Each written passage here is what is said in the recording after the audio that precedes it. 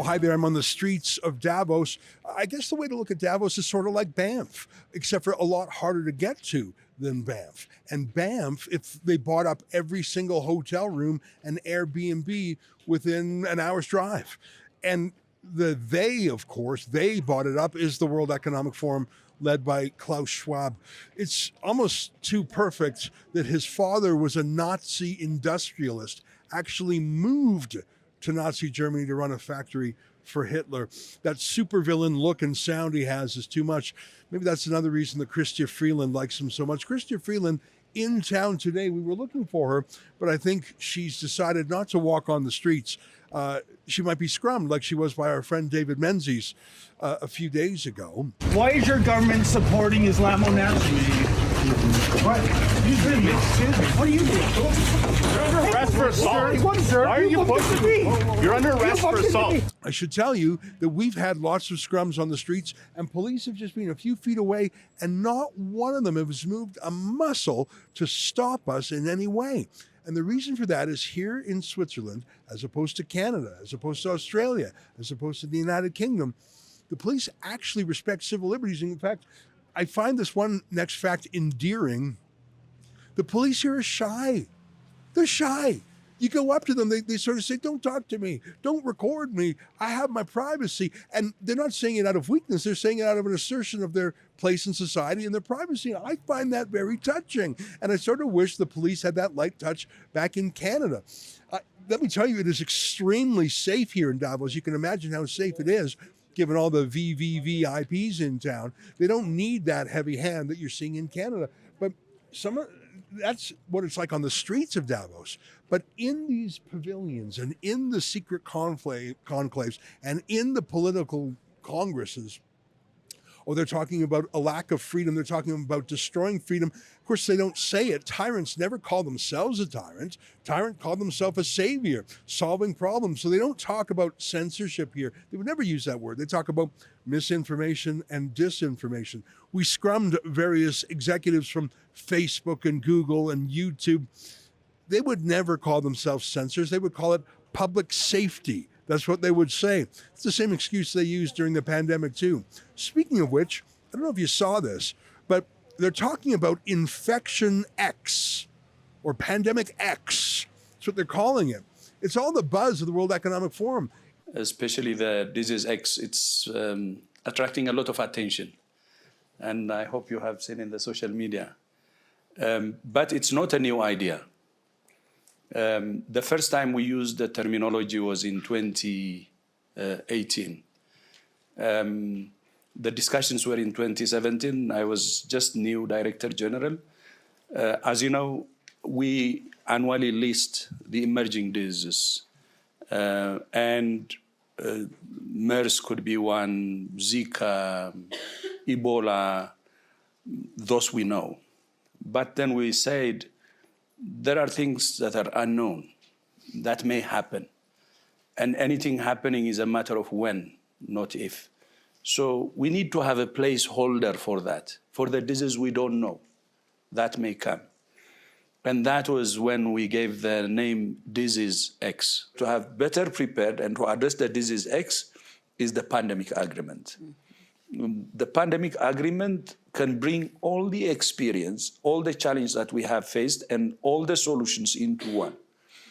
And that agreement can help us to prepare for the future in a better way, because this is about a common enemy.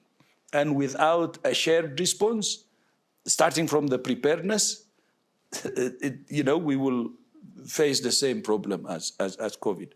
And deadline for the pandemic agreement is May 2024, and member states are negotiating. This is between countries, and I hope they will deliver this pandemic agreement by that time. It's like they're erotically excited about the prospect. They've already named the next pandemic because the people here did so well in the last pandemic. You didn't. You were locked in your home. You lost your job. But the masters of the universe had the best years ever. I mean, the amount of wealth that, say, Jeff Bezos of Amazon, I mean, his wealth doubled during the pandemic because everyone had to buy stuff by delivery vehicle. And the tech sector boomed because people couldn't meet and talk to each other one-on-one. They had to deal with each other through their phones and laptops. I mean, have you ever heard of the app called Zoom 5 years ago? I hadn't, and I think I sort of follow these things. But now, so all these tech people, and of course, the pharmaceutical industry boomed during the pandemic, and they all want that back. But mostly they want power and control. And you know what scares me about all that? Is the same boss who ran the United Nations World Health Organization, that same boss who oversaw the worldwide lockdowns, the worldwide vax mandates, the worldwide assault on liberty, he's still around. And he was here today. And my colleague Avi Yamini went up to him and spoke truth to power. Here, take a look at that video, Scrum. Boy, I wish I had been there. I was somewhere else while Avi was doing the work. Take a look. Hi, Dr. Tedros. Can I ask you, Dr. Tedros, how you doing? Do you think you did well in COVID, and if you're going to do as well in disease X?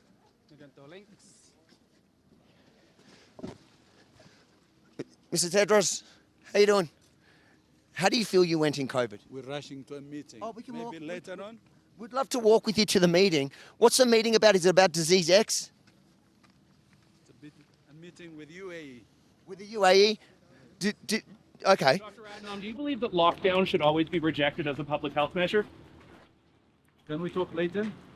What time? I'm happy to arrange a meeting with you, sir. Do you believe lockdown should be rejected as a public health measure? What is disease X? Mr. Tedros, what is disease X? And when is China going to release it? Mandates and lockdowns as a public health intervention. Do you think the man... Yeah. The World Health Organization wants actually, during the coronavirus pandemic, How you doing? I would love to talk to you, Doctor. Do you apologize for what you did during COVID? And should people have to go through disease X with you now that you say it's 10 times worse? Sir, it's a simple question. Do you condemn public health interventions like lockdowns and vaccine mandates? the slogans for the WEF agenda. Are you going to apologize for getting everything wrong from mask mandates to vaccine mandates? Okay, sorry. Don't push me. Dr.